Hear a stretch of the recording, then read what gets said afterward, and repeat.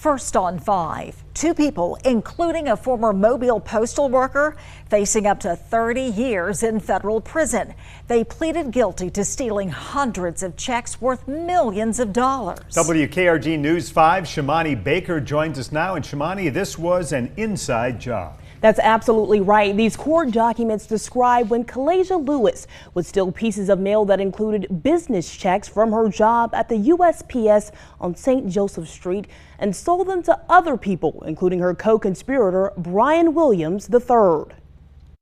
Lewis started working as a clerk at the USPS office on St. Joseph Street in 2015. Court documents state Brian Williams and Kalasia Lewis's other co-conspirators sold the stolen checks online via an encrypted messaging platform called Telegram. Most of those checks were deposited. In January, businesses in Mobile and other victims started noticing their checks were going missing. They started filing complaints about the USPS St. Joseph location. 2 examples were listed in the court documents. The first was an almost $40,000 check that was supposed to land in the P.O. box of a maritime business in February, but it never showed up. The second one was in March, when a general contractor in Mobile mailed an almost $60,000 check to a law firm's P.O. box, but that never showed up either. Both checks were stolen and deposited by an unauthorized payee, according to the documents. In early June, investigators put surveillance in the St. Joseph location. Lewis was seen checking the plastic window screen on envelopes to see the amount of the check. She then placed the check to the side, and before she went home for the night, she would hide the checks in her pants. During the investigation, the Telegram chat room that Lewis and Williams used to distribute the checks was inspected, and the total value posted to the chat adds up to nearly $18 million. On June 23rd, Lewis was arrested. At that time, Lewis had 26 stolen business checks on her. Court records say she admitted to stealing them. After she was arrested, she worked with investigators to catch Williams. She set up a meeting with him at the Exxon gas station on Water Street. That's when they arrested him. They found he had over $10,000 worth of cash on him, plus stolen checks.